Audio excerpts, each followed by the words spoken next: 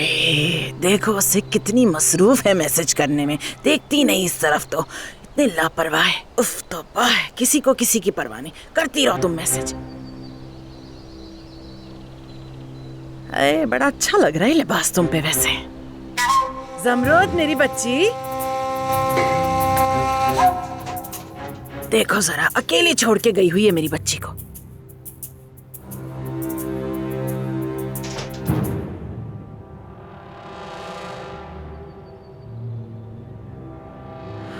अब्बास साहब, खैरियत है?